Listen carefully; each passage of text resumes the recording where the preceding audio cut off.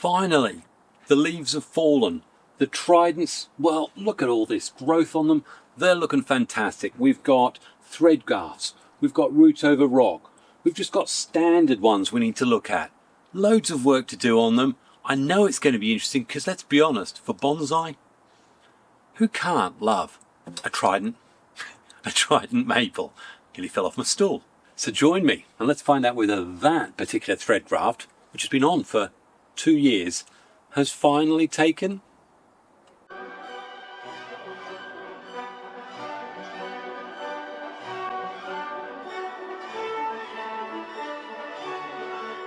Hi, it's Saviour. Welcome to my bonsai retreat. And yeah, we're losing the daylight hours. It's definitely getting colder. But you know, I look around the garden and there is so much work still to be done. A lot of us I know actually prefer to do this work in spring. But for me, certainly with the Trident Maples and the Maples, I love to get all this early autumn pruning done now so that these things can set the buds that I want for next spring. So let's start having a look by answering the first question, the one which many of you have asked of me throughout this year. That thread graft you did 2 years ago, Zav, we haven't heard much about it. Did it all go wrong? Well, let's have a look, shall we? So here it is, and as I say, for something that's taken 2 years, I did reach a point where I really didn't think anything was going to happen. And even now, I look down there and I mean, I can certainly see the sort of collar expansion suggests it should be taken. But I think what I was looking at, I mean, here definitely seems to have fused. And actually, if you're looking close, you can see that the wire's starting to bite into this. I was expecting a big explosive growth from this, and it never quite happened. It didn't die off or anything, and I think that's why I left it last year. But of course, you've got to ask yourself the big question. It's sitting in a little pot. It's a little cutting that's been thread through there. And to get that explosion of growth, you probably expect it to have a bigger root system, a lot more to call upon. Which is why if you'd used actually something like this, one of the whips, where you've got a much bigger root system, you would get that big explosive growth. But let's get to it. Am I going to separate after all this time? And I think the answer is going to be yes. As I said, what we're looking for is signs here that there's actually expansion. In fact, it's very, very strong on there. It's definitely fused in there.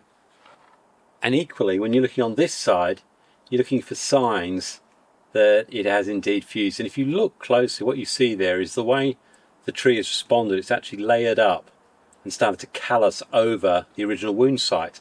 And again, if you give it a bit of a shove with your fingers, it's on there firmly. Which means, really, I can get in there and separate it. So we'll pop the corks and hopefully be able to just, I'd say remove that easily. It had actually started to root into there.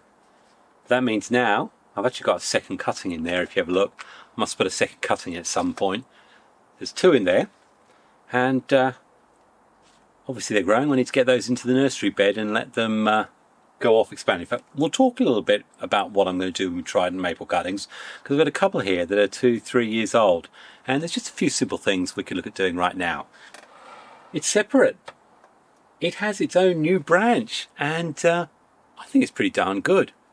Let's get this wire off first though, shall we?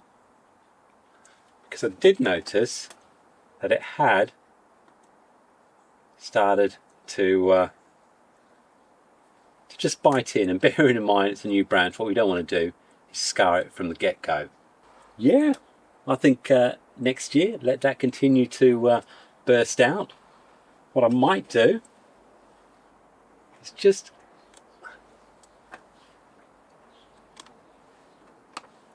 clean that up, and it probably particularly appropriate to just put some cut paste over that site. What we don't want to do now is taking is to introduce some horrible infections and stuff like that through the winter. So there we go. That's a branch, and I'm really happy about that. Now what you can also see when you look at this, and I've done it with quite a number of my tridents, is I've got these long whips which I've allowed to grow on, and each case they've got two reasons. And first reason is each one of them comes off in one place, so we don't get any excessive thickening as a result of having more than three at a junction point. What it does provide is lots of energy coming through this branch, which is one I wanted to thicken, and then also taking up here. This one, it's quite high up, but again, looking at increasing thickening, and the same with this one. Now, the higher ones, I'm actually looking at whether I want to consider doing another thread graft. I was thinking of potentially having something coming out this way maybe. I don't know, I might. What I haven't got is anything coming out the back. And I actually had right here one of my first original failed thread grafts, because believe it or not, that's actually my first successful thread graft televised, so to speak. The other two I tried I killed because I rubbed the buds off when I forgot what I was doing. Silly that. So ideally I'm going to look at putting another thread graft. It's going to come out that way, and it's whether or not this branch has got sufficient to go through. And actually, unfortunately, unless I take one that way, which means that would have to be the back, don't think I'm going to do it with the ones I've got, so that's a little bit disappointing. What we do need to do now straight away is do have to do some wound healing on this, but I'll do that next year. Is we still have to go around and have a look. We've got a little bud under here, which we don't want, so we'll get rid of that now. There's a little bud here, which we are going to want, and I'll explain why in a minute.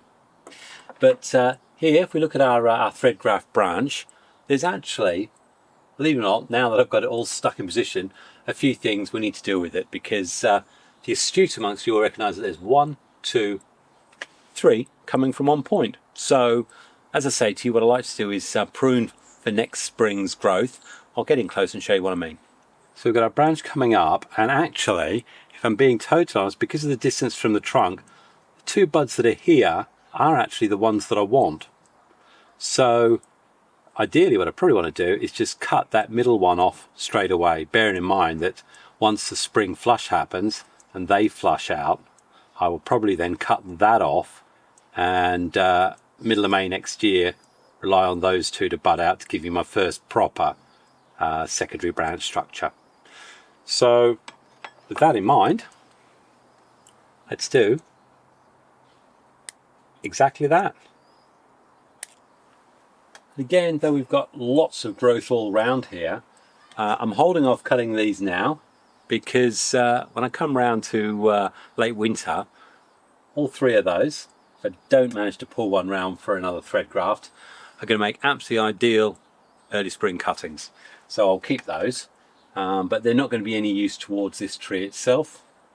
What we do need to do now is have a look at this particular branch here, which is coming a long way out, and I've got lots and lots of buds on it, which you can see, but actually I don't particularly like the angle that that branch actually takes in relation to, it should come straight out this way towards you. It's actually coming back and around, and it's an odd looking shape. So thankfully, if we look in close, just here, got a couple of buds which will actually give me branches probably in a direction I prefer more. Now, I don't mind a little bit of that bend, but I certainly don't want it coming all the way out here. So what I'm going to do now is, seeing that I've got buds there, and I don't really like that either, to be honest, I'm actually going to cut that one. And really, that's what that is definitely the one I want. So I'm going to cut back to here, and I'm going to be growing the branch from there next year, and probably reduce that down even further. We can also go around here. There's a lovely fat shoot. It's coming just from the top of that wound. We'll get rid of that. We don't actually need that at all. So we've got these two here, and I probably need to look. Got another upwards one there, Definitely don't want that. And if anyone's worried, little wounds like that, not a problem at all. But I have got a little bit of cut paste, which I can dab on those. I'm going to go around. We've got a little bud on the base there. 2 there. I actually like the one on the base, and I'm tempted to remove these here because of the angle they come out. And of course, for those of you who do remember, I actually did 2 thread grafts, and this was the second one. And again, it was updated last year, but this one actually failed. And you can see if you look close in, I was looking to bring it out this end here, and you can see how well, even after a year it's been separated, how well it's actually healed over. But clearly what you can see is with this whip, I'm going to go and have a go at doing it again and get a branch going probably a little bit further round. The reason why that one failed, if you haven't seen the short, is because for whatever reason I decided to knock all the buds off straight after I'd put the graft in, and fun enough, without buds it's not going to work. So that's one that's already got wired up, that's going to be done late winter in 26. Lots and lots of wound healing on this. Some of these are all a lot of these are trade imports from 2017 from Saving Nurseries, and as you know, all of these I got for sort of between 15 20 pounds a piece. Absolute bargain, bearing in mind how much they cost now in the UK. But they've got a lot of work to try and do some healing on these. But first of all, let's build some more branches. But there's also this one, which is going to be it's an absolutely monster of a maple. I love this one. We've got these 2 great big long whips and this 3rd one just in case. And I mean, when you look at it, it's got a monster trunk down here. Comes in. I love this whole movement. You know, part of me may not even put a branch down there. I actually like just this. You know, you look at it from there. I mean, I was thinking of putting a branch that would go out that way, or indeed that way. Actually, tell you what, let's get in close. You tell me. I'm going to give this a spin. You have a look at it and tell me whether you actually like it as it is. This is a lovely, lovely thick base. And there's just something very majestic about this way this goes, but just taking it around. Some lovely taper on it. A lot of movement on that trunk. And I look at it, I could just see how powerful that looks. Do I need anything down here? Just concentrate on growing this up here. Let me know what you think, because the more I look at this, the less inclined I am to think I need lower branches. Such an impressive base already. It's got that a lot of flaky bark there. I need to get under that. The good thing about this is right now, this is definitely one of your autumnal jobs, and you've seen me do it with other trees, but if you see this flaky bark, you definitely want to be lifting it, because what you don't want is horrible little monsters deciding to lay their little eggs there. And to that end, I'm going to be using some of the Jadam sulphur, but we'll get to that in a minute. Just have a look though at this base. Look at that. Absolutely magnificent. Look at that, it's brilliant. Just so powerful, very powerful for a tree of this size. So as I say, that's actually what I see as the future. No more branches, just that lovely trunk line there. With that in mind though, I still need to do my autumnal prune on this. And again, as you know, what I do is I look for the buds that I want and then go one step further out so that all the energy gets wasted on the next set of buds further out. They can flush right out, and then we come right back in mid-May, cut right back to the weaker, closer buds, which are the ones I actually want. Down here, we've got a lovely bud here. I want that to come out. I've only got the 2 there, but here we don't really want that, so just keep it right back to there. Got this ugly. And although we're not going to get wound healing per se, that's just a big dead stub. We can take that back a little bit. And this is one I'll use little bit of cut paste, and this is really all we're going to get here, just to make sure don't get any infections in there. Here, little bud that's coming out from beneath, so we're not going to want that. Do you know that? Oh, I love that. It's so powerful. I really do. So I'm just going to take little knobs and lumps off. See how that's healing up next year. Got bud coming on the top. We don't want that. And although that's quite thick, quite a long way out, with the design of this, I actually like the movement and the way that works. So, you know, I've almost made the decision that I don't need these. If I was going to be using any whips, it would be these ones. So I can get rid of this one. And if we look in close, it's an easy decision to make. So we've got 1, 2, and 3. So I know that if we follow it up, I've got this branch on this side.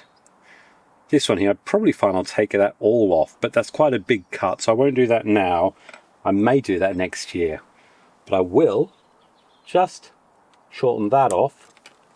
Little bud there, but I'm going to be removing that probably in its entirety. And actually, do you know what? Let's do it now. So now we've just got the 1, 2. But what we have, if we look at, if we look here, this is the example I've got. We've actually got buds at this point, but the first set that I really want are right here, micro buds. The next set out are these two here. So what I'm going to do is cut the tops off there. Those two will flush out in spring and go out to the sort of length that these ones are. And then, as I say, once we come in to mid-May, I'll have a great big long flush there. I will cut right back to there. And then these ones will push out weaker and smaller extensions, which is what I actually want. Knowing that I've actually removed the one on the outside there, I like that, as I said, is a strong structure on this side, which means which means if we look at this one here, which is the 1, 2, 3, if I don't remove this middle, which I don't think I am actually, then this is going to come across the front. So I can already go, let's remove that. I've pretty well decided I don't think I want those whips at all, but I will. I'll let me know in the comments. So follow up, we've got this here. I'm happy. I know we're going to get some buds closer in. If we follow up here, we've got a few stubs we can get rid of. And again, great time to get rid of our stubs. So we'll do that.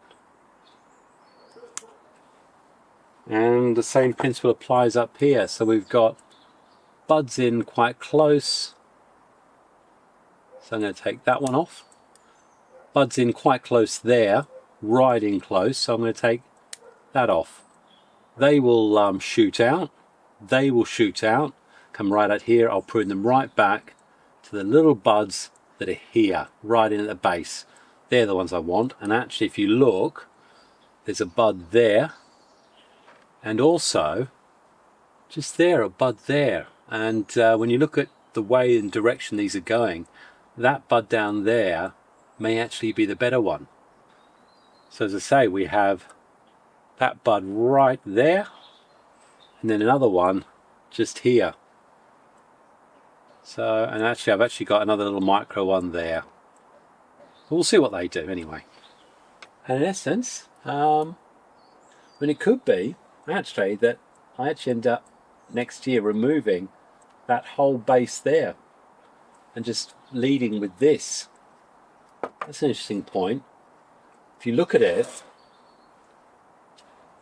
that's quite a long straight section coming out horizontally.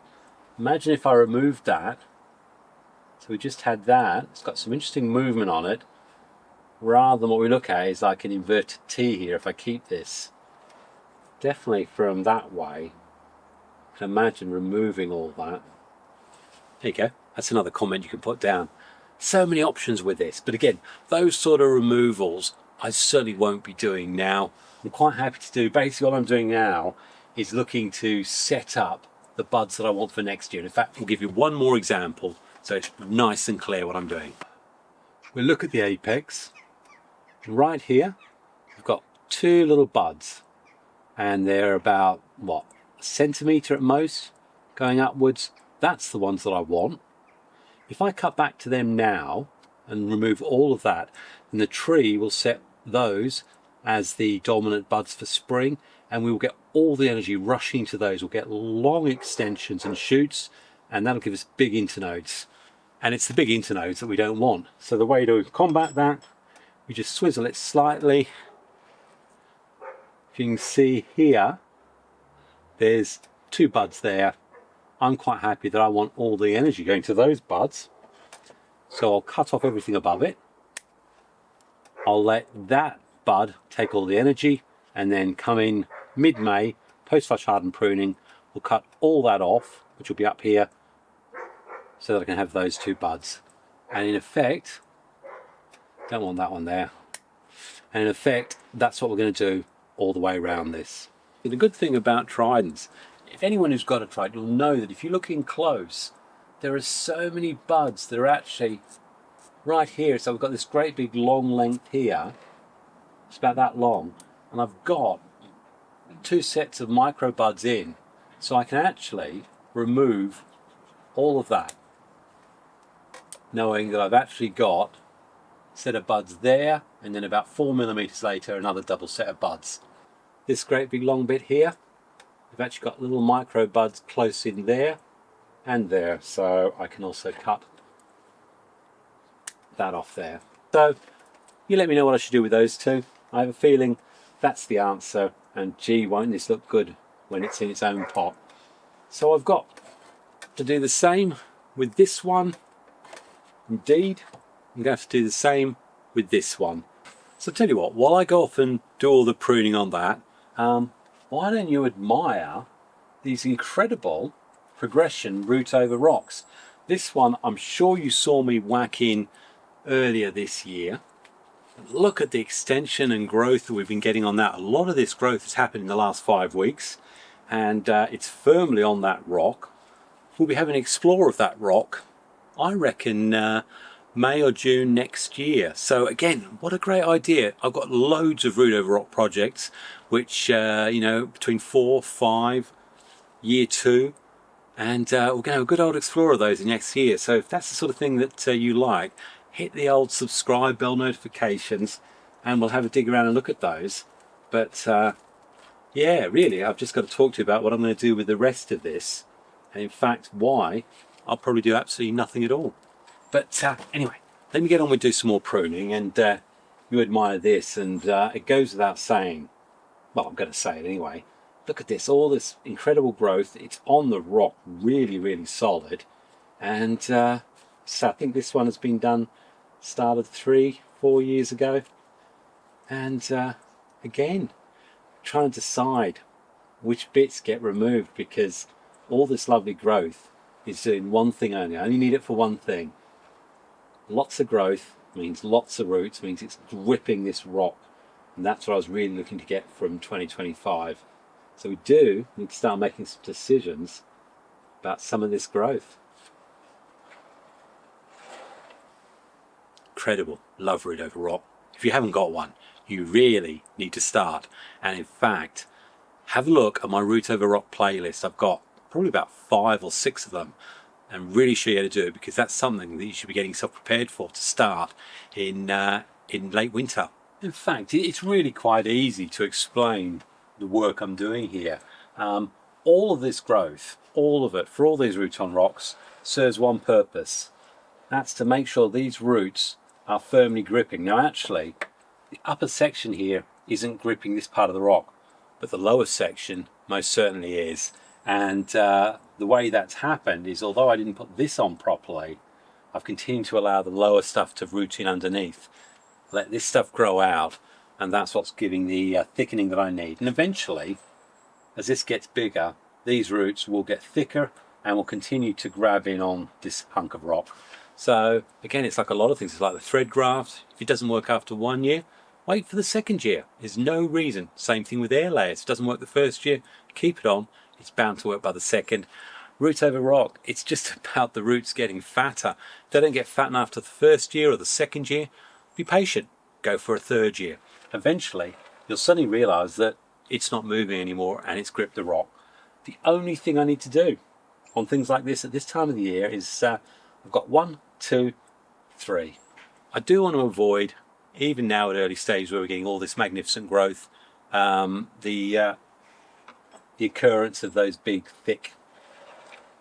thickening. And I think some of the time it's a lot easier. I mean, the reality is with this particular project, I'm probably going to end up removing that whole section up there, and that will invariably be, that'll probably be an air layer. But for now, what I will do is just ensure that we don't get any swelling, and I'm quite happy that that's not going to cause any problems. So I'm just looking where there are junctions where we've got 3 coming in, and again, same principle. We've got some buds there. They're the buds I want. Got another set here, here, and here. They're the ones I want, so I'm going to let those ones grow. So I'm actually going to cut it to there. And as I say, I don't need to worry about this because this is all going to get removed anyway, so that can grow as much as it likes. My tree is potentially going to be down here, if not lower. Again, so I said, we look at this Root-Over-Rock. The only thing we will do, stubs, we can get rid of them. You know, is it going to be this great big long tree? Of course it's not. There's another 2 foot above there. The truth is, well, the reality is that I'm going to use all this to just thicken. I'll let it keep growing, and that all the aim of that is to thicken this here and to make the roots grip that rock more solidly. Where's the tree going to be? Well, probably initially, when I am ready, I'll cut everything off from there, or indeed I'll put an air layer on here. But I know that I'll actually get the bud there. You know, that's where I'm going to be growing the tree from, that first sort of 10 centimeters. But you know, don't be in too much of a hurry to remove all this upper growth here or anything like that. The only reason it got wired earlier in the year is because I want it staying upwards. If it's pointing upwards, it's going to continue to think it's a leader that needs to get strength. But yeah, I'm not worried about anything here, so I'm not even here worried about 2s or 3s or anything like that. What I do need to make sure I do is apply the Jadam spray. And that's just the overwintering to make sure any insects or bugs, I'm more interested down the bottom here, get killed off and don't come and display horrible tendencies in the spring.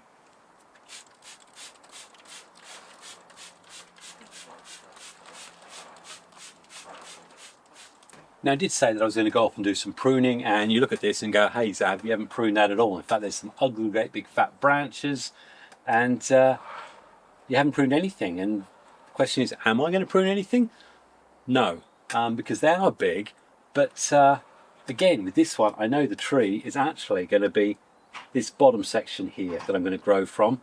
And why do I know that? Because I'm basing it on the thickness of that trunk as it stands right now. Proportionally wise, the next major branch is going to be these ones. So anything up here is too thick. So this is going to stay as a sort of marme, potentially a show-in bonsai. And the reason why I don't want to prune anything is because I'm probably going to be doing an air layer on it, on this section here.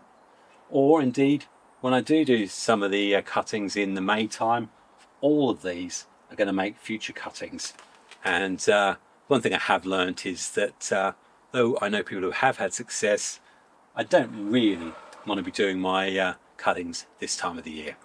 So that's the other reason for keeping those, because it's not going to have a detrimental effect on the main tree, which is actually going to be down here, probably there.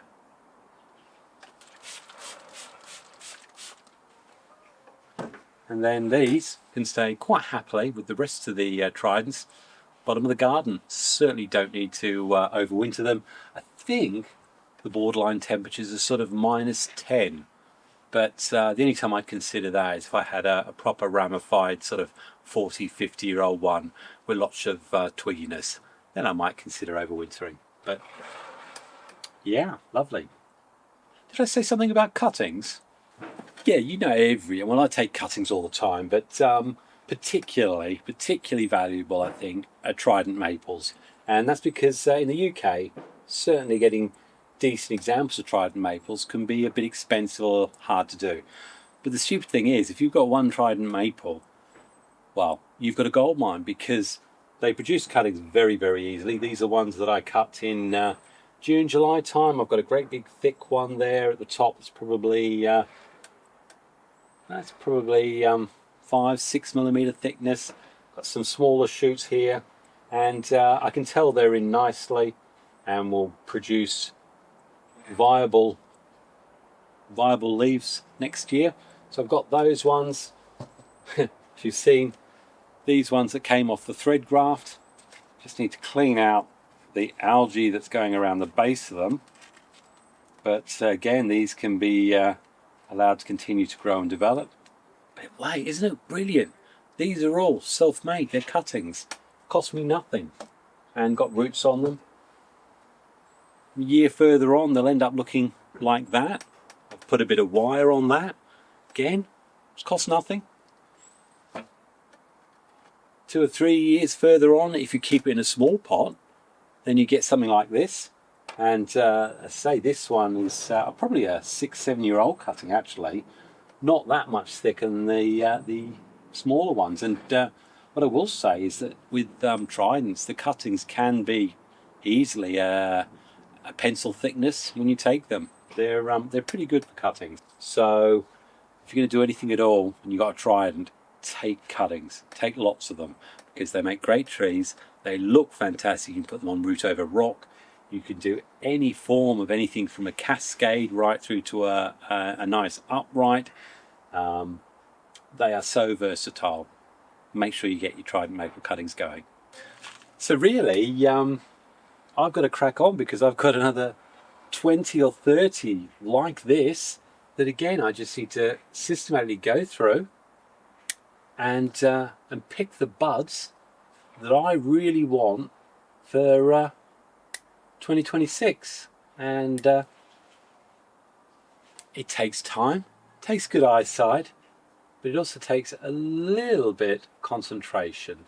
So leave me to that, and remember, I can't say it enough times, the buds you want are not the buds you cut to, it's the ones afterwards. Let all the energy go to that second set, then come back in the mid-May, cut back to the buds you actually want. Then you'll get the ramification the tree deserves and what you need. Yeah, in fact, we're going to be doing the Japanese maple forest next, and to give you a bit of a taster so that you do hang around and watch for next Tuesday. Yeah, because I've got loads of work on this one, which was the lava rock base that I made, what, 2 years ago? Again, all these Japanese maples all start off as little 1-year-old saplings, seedlings, whatever, back in 2014. In fact, this is an incredible composition. Again, there's several videos showing the development progression of this, and we're going to keep working on this next. I have to say, probably one of the best things that I've made. That's the video. Otherwise, happy bonsai and God bless. Cheers.